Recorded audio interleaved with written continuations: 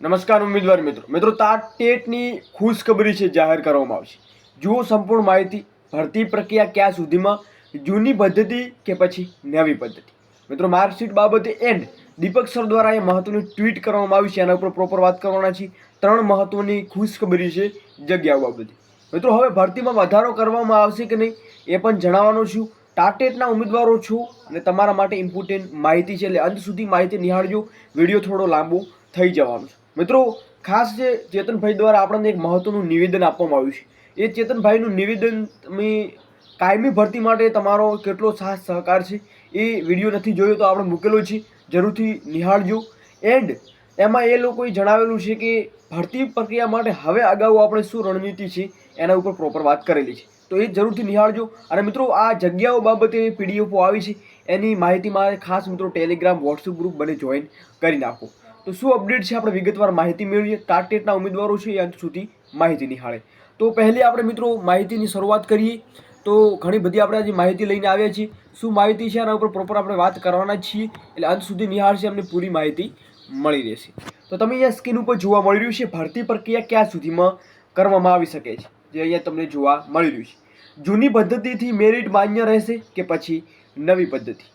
મિત્રો ઘણાના મનમાં સવાલ હોય છે કે હવે આપણી પ્રોસેસ થવાની છે ટૂંક સમયમાં, 25 સપ્ટેમ્બરમાં રોજ હાયર સેકન્ડરીના ફોર્મ ભરવાના ચાલુ થશે, તો શું નવી પદ્ધતિ કે પછી જૂની પદ્ધતિ, માર્કશીટ કેટલી વેલિડિટી। મિત્રો આપણે એના ઉપર પ્રોપર આપણે વાત કરીએ, શું અપડેટ છે એની વિગતવાર માહિતી મેળવીએ। તો ભરતી પ્રક્રિયા ક્યાં સુધીમાં લેવામાં આવી શકે છે, શું સપ્ટેમ્બર કે ઓક્ટોબર મહિનામાં પૂર્ણ કરવામાં આવશે। મિત્રો એવા વહેમમાં રહેતા નહીં। સપ્ટેમ્બરના 25ની જે તારીખ આપણને આપવામાં આવી છે, જે 25 તારીખ, તો એ 25 તારીખની અંદર તમને ફોર્મની રિગાર્ડિંગ કંઈક અરજી કરવાની તારીખ છે એમ એ લોકો જાહેર કરી છે, પરંતુ ભરતી પ્રક્રિયા છે એ ઓક્ટોબર મહિનામાં પૂરો થઈ શકે છે, 1 મહિનો લાગી શકે છે। બાકી મિત્રો ભરતી પ્રક્રિયાની પ્રોસેસ છે એ સ્ટેપ બાય સ્ટેપ કરવામાં આવશે, કેમ કે હાયર સેકન્ડરી પછી જે ક્રમિક ભરતી કરવામાં આવશે એવું સરકાર દ્વારા નિવેદન આપવામાં આવ્યું છે, અને આપણે એનો પણ પ્રોપર એક વિડીયો મૂકેલો છે। હવે બીજી વાત કરીએ, મહત્વની બીજી શું અપડેટ છે, તો તમને સ્ક્રીન ઉપર જોવા મળી રહ્યું છે, તો કે જૂની પદ્ધતિથી મેરિટ માન્ય રહેશે કે પછી નવી પદ્ધતિ। ઘણા એવા ઉમેદવારો છે એમના મનમાં પ્રશ્નો ઉદ્ભવી રહ્યો છે કે ભાઈ જૂની પદ્ધતિથી મેરિટ માન્ય રહેશે કે પછી નવી પદ્ધતિ। તો મિત્રો વાત કરીએ, જૂની પદ્ધતિમાં રેશિયો હતો આપણો 70:30નો, જે તમે સ્ક્રીન ઉપર જોવા મળી રહ્યો છે, અને ઘણાના મનમાં પણ એવો પ્રશ્ન ઉદ્ભવી રહ્યા છે કે ભાઈ જૂની પદ્ધતિથી અમારા જે ડિગ્રીના માર્ક્સ પણ ગણાતા હતા, પરંતુ નવી પદ્ધતિ શું છે। તો મિત્રો નવી પદ્ધતિમાં તમને અનેક ફેરફાર જોવા મળી રહ્યા છે, જેમાં ઘણા બધા છે, જેમાં તમે જોઈ રહ્યા છો કે નવી પદ્ધતિથી મેરિટ ગણાશે તો તમારા જે માર્ક્સ છે એના 60%ના માર્ક્સ ગણવામાં આવશે। 60% તમારા પાસે છે તો તમે અરજી કરી શકશો, એવી પણ અહીંયા માહિતી મળી રહી છે, અને 60% પ્રમાણે તમારું અહીંયા પ્રોસેસ સંપૂર્ણ રહેવાની છે। એટલે નવી પદ્ધતિથી અમુક ઉમેદવારો એવા પણ કમેન્ટ સેક્શનમાં જણાવી રહ્યા હતા કે 60% તો અમે નેટ લાવીએ છીએ, આ કેવી પદ્ધતિ સરકારે અપનાવી છે। મિત્રો આ પદ્ધતિના રિગાર્ડિંગ પણ ઘણા ઉમેદવારો છે એ ગાંધીનગરના આંટા પણ ખાઈ રહ્યા છે, આંદોલન પણ કરી રહ્યા છે, પરંતુ સરકાર અહીંયા કોઈ પણ પ્રકારનો જે ટાટેટના ઉમેદવારો સાથે નિર્ણય છે લેવામાં તૈયાર નથી। મિત્રો ભરતી કરે છે એ મહત્વનું છે, બાકી પદ્ધતિમાં એ લોકો ફેરફાર નથી કરવાના। પછી હવે વાત કરીએ મિત્રો બીજી અપડેટ શું છે, તો બીજી છે કે માર્કશીટ ક્યાં સુધી માન્ય રહેશે। મિત્રો આપણે પરીક્ષા આપી છે, સારા એવા માર્ક્સ આપણે પ્રાપ્ત કર્યા છે, ઘણા ઉમેદવારો એવા હશે કે અમે 2-3 પરીક્ષાઓ આપી છે, પરંતુ છેલ્લી જે તમારી માર્કશીટ છે એ વેલિડ રહેશે। જ્યાં સુધી નવી પરીક્ષા ના આવે મિત્રો ત્યાં સુધી તમારી માર્કશીટ છે એ ચોક્કસ વેલિડ રહેશે। 2000 દાખલા તરીકે 2023માં તમે પરીક્ષા આપી છે અને 2024માં ભરતી થઈ રહી છે, તો એ 23 વાળી 2024માં તમે કામ તમારે આવી શકે છે। પછી 2025ની ભરતી માટે તમારે ફરીથી પરીક્ષા આપવી પડશે, ફરીથી તમારે પ્રિપેરેશન કરવી પડશે। મિત્રો માર્કશીટ અને જે ઘણા ઉમેદવારોને હોય છે માર્કશીટ બાબતે, તો એ પણ આપણે પ્રશ્ન ક્લિયર થઈ ગયો। તો આટલા પ્રશ્નો આપણે પહેલાં જોઈ ચૂક્યા છીએ, જેમાં ભરતી પ્રક્રિયા ક્યારે છે, જૂની પદ્ધતિ મેરિટ માન્ય રહેશે કે નહીં, નવી પદ્ધતિ કઈ છે, અને માર્કશીટ ક્યાં સુધી માન્ય રહેશે, એના ઉપર તમારે પ્રોપર ડાઉટ છે ક્લિયર થઈ ગયો છે। હવે મિત્રો મહત્વની બીજી અપડેટ તમને આપી દઉં। મિત્રો દીપક સર દ્વારા એક મહત્વનું નિવેદન આપણને આપવામાં આવ્યું છે, જે આપણને સ્ક્રીન ઉપર તમને જોવા પણ મળી રહ્યું છે, અહીંયા તમને જોવા મળી રહ્યું છે, આપણે એડ કરવાનું ભૂલી ગયા છીએ।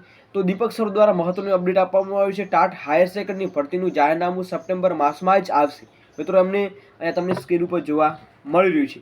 શિક્ષણ મંત્રીને શિક્ષકોના આગેવાનો વચ્ચે અહીંયા મહત્વની બેઠક યોજી છે અને આ બેઠકમાં એમનો નિર્ણય છે લેવામાં આવ્યો છે કે ટાટ હાયર સેકન્ડરીની ભરતીનું જાહેરનામું સપ્ટેમ્બરમાં જ આવશે, એટલે 25 તારીખની આજુબાજુ એના ફોર્મ ભરવાના ચાલુ થઈ જાય છે એવી પણ માહિતી મળી રહી છે.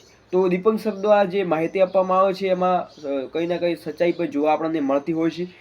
સીસીના ઉમેદવારો, ફોરેસ્ટના ઉમેદવારો હોય એ પણ સાચી અપડેટો એ લોકો આપતા હોય છે.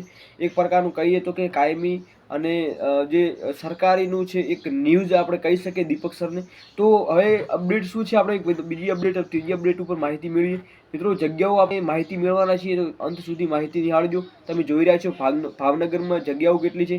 ગણિત વિજ્ઞાનમાં 1 છે, ભાષામાં 9 છે, સામાજિક વિજ્ઞાનમાં 1 અને કુલ 11 મિત્રો ભાવનગરમાં જગ્યા જોવા મળી રહી છે. તમારા જિલ્લાનું તમે અહીંયા જોવા મળી રહે છે.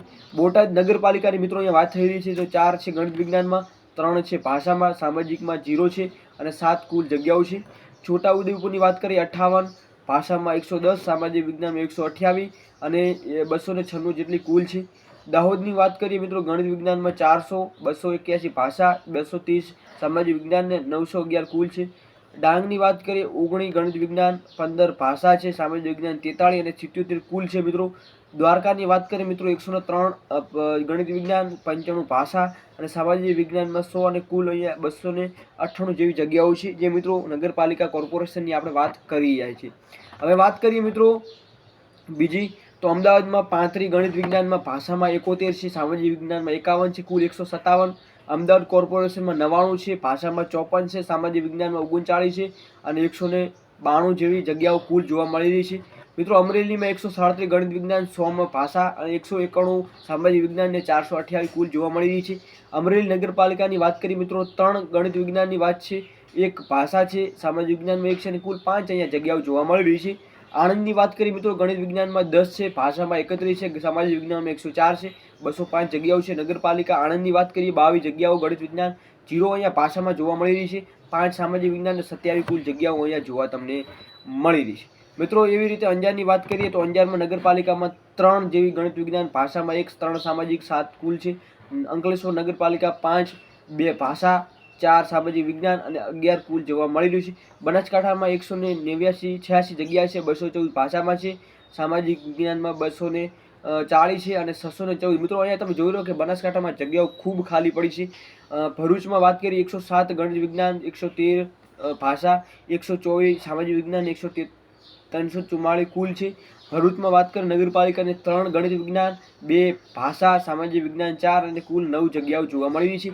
ભાવનગરની વાત કરીએ 190, 144 ભાષા, સામાજિક વિજ્ઞાન 139 અને 474 જેવી અહીંયા નગરપાલિકાની જગ્યાઓ જોવા મળી રહી છે. મિત્રો, આની માહિતી માટે આપણે ટેલિગ્રામ જરૂરથી જોઈન કરજો. પીડીએફ તમને એમાં મૂકવામાં આવશે અને આઈ હોપ કે તમને માહિતી સારી લાગી છે. આવી જ ઇન્ફોર્મેશન માટે આપણી ચેનલને જરૂર સબસ્ક્રાઈબ કરજો, બેલ આઇકન પ્રેસ કરો એટલે નોટિફિકેશન મળતી રહે અને અગાઉની નેક્સ્ટ અપડેટ તમે જોતા રહો. જય હિન્દ, જય સંવિધાન.